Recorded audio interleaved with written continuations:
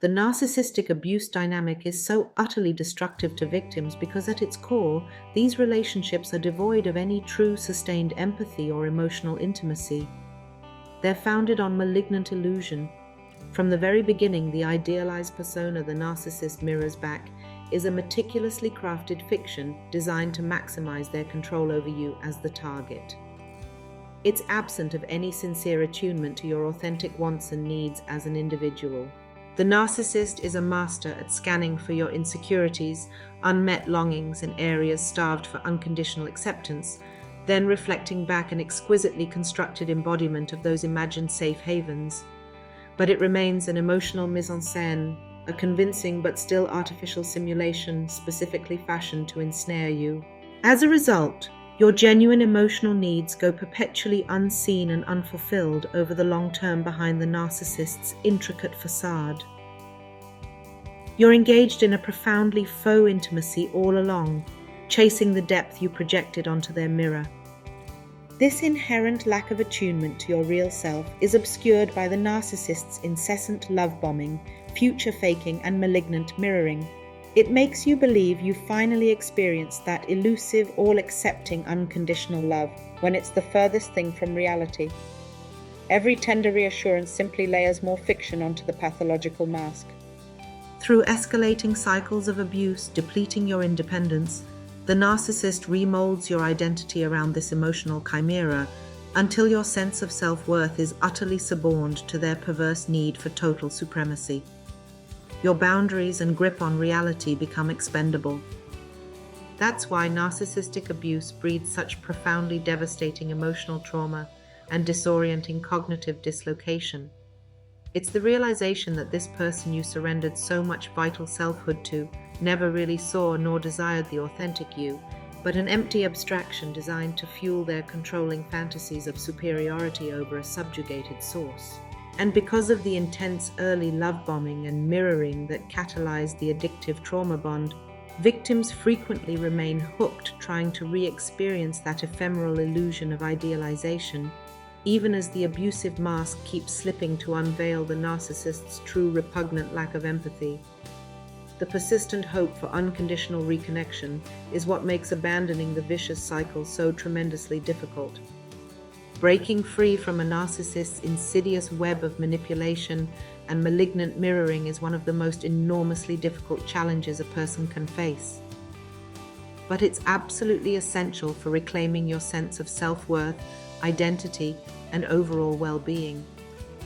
When you're deeply enmeshed and trauma-bonded to a narcissistic abuser, their skilled gaslighting and reality distortions make you constantly question your own perceptions and doubt whether the mistreatment you've endured even constitutes abuse. That's why educating yourself on these predatory behavior patterns, the love bombing, devaluation cycles, malignant mirroring, and so on, is so critically important. It essentially resets your reality compass to reinforce what the narcissist has relentlessly gaslit you into doubting. Learning that your experiences tick every box of classic narcissistic abuse allows you to accept that this toxic relationship was unequivocally abusive and something you need to escape rather than hopelessly try to mend or fix. The mirroring connection was always a fiction.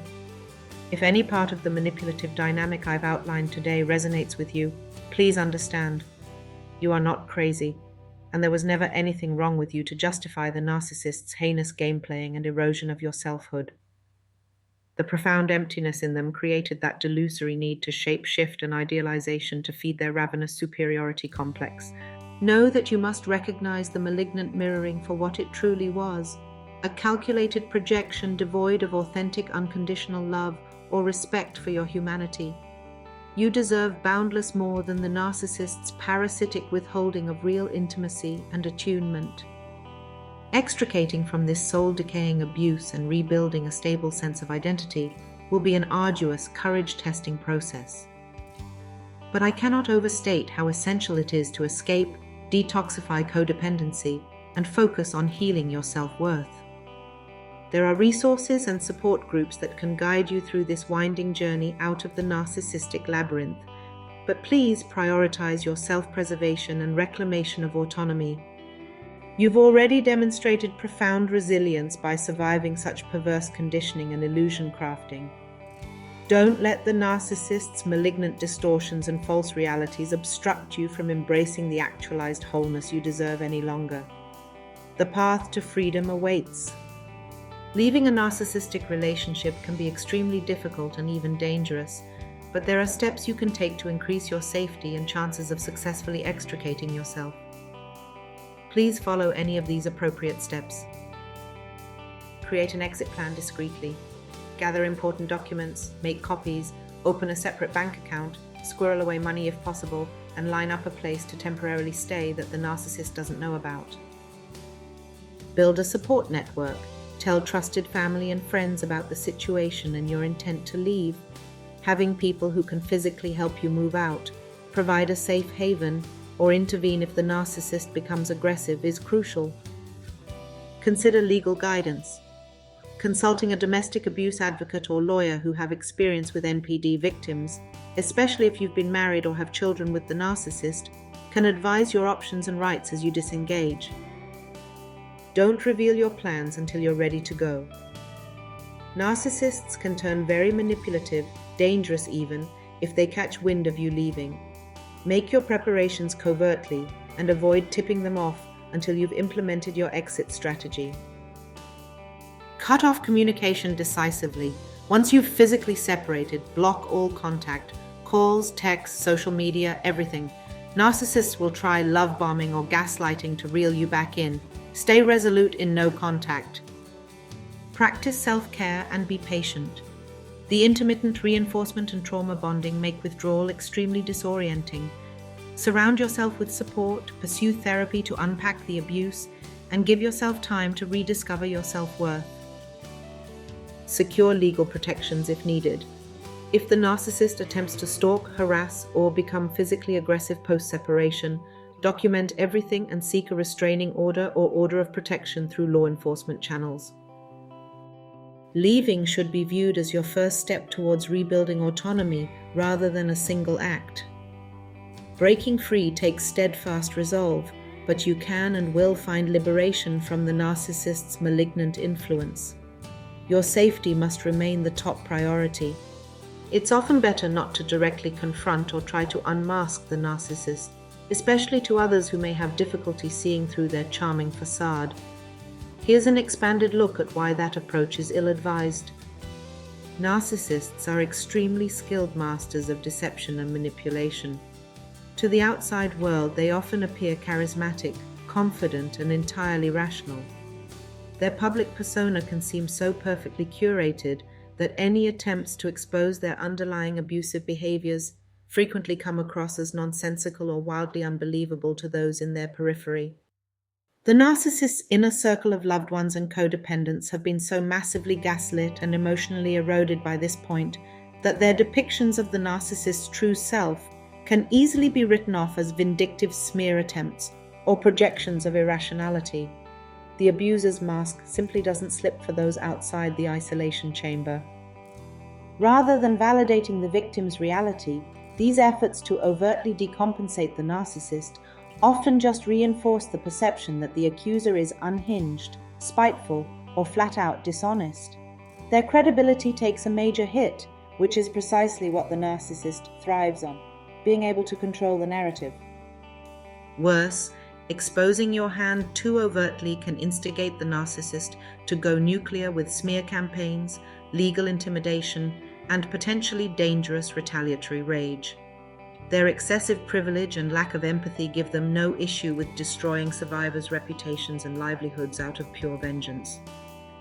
Instead of fruitlessly trying to peel back the narcissist's veneers for audiences who've developed rooted positive impressions, it's advisable to avoid any overly combative unmasking attempts.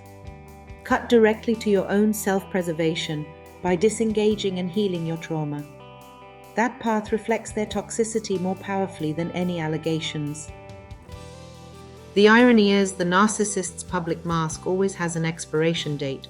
Overcompensation and inability to sustain intimacy inevitably reveals their true colors over time. But that reckoning rarely comes from vocal campaigns. It stems from people organically glimpsing the unvarnished moral rot and selfishness behind closed doors. Focus on your recovery and removing the narcissist's toxicity from your life sphere. Vengeance only breeds more trauma. The most impactful demaskings often come by simply living your regenerated truth. Once you left, establishing and maintaining no contact with the narcissist is of paramount importance when extricating yourself from their destructive web of abuse and manipulation. Allow me to reinforce this crucial point one final time. After the monumental step of physically separating from the narcissistic relationship and putting distance between you, committing to a full regime of no contact is essential for your continued healing and breaking free from the trauma bonds. The narcissist will undoubtedly attempt to lure you back into their deception and seize control once again through hoovering behaviors like love bombing, issuing hollow promises of change, deploying altars to pull on your heartstrings, or lashing out with intimidation tactics. Their overwhelming need for narcissistic supply makes them relationally perseverate. If you allow any of these Hoover channels to remain open, whether that's entertaining calls, texts, emails, social media connections, or using intermediaries to pass messages, the cycle of abuse will inevitably restart. The narcissist doesn't possess the psychological hardware for real self-evaluation or empathy. The mirroring, gaslighting, and erosion of your reality just resets. It cannot be overstated how critical no contact is to allow you the mental clarity to escape the narcissist's distortion field and unshackle from their manufactured illusions about who you are and your perceptions of them. You must prioritize any opportunity to slowly decompress and rebuild your authentic identity and self-worth. Remaining disciplined with no contact protocols starves the narcissist of what they're ravenously addicted to, an audience and source of attention to psychologically vampirize. Though they'll use every mind game in the book to regain relevance and spark and reaction, true indifference and refusing to fraternize eventually forces them to turn their predations elsewhere. Essentially, no contact is simultaneously the most challenging and most reinvigorating path to reclaiming sovereignty over your life from a narcissist's parasitic grasp. It's the hard reset button you never knew how desperately you needed until finally going fully ghost. Embrace and protect that void like your emancipation depends on it, because it does. For anyone who has endured the insidious mind-binding of a narcissistic abuser's malignant mirroring and manipulation, please know that you possess profound reserves of courage and resilience simply by still standing today. The narcissist descended upon you like a celestial black hole, fractured the most fundamental notions of your reality and self-worth, and still you defiantly continued orbiting the radiant ember of your authentic identity. While the extraction from their distortion fields of abuse demands an arduous, courage-testing journey inward, the path to reclamation and healing is so indescribably worth traversing. The narcissist is fundamentally allergic to unconditional love, for themselves and anyone else. Their profound emptiness should never dictate your perception of your inherent wholeness.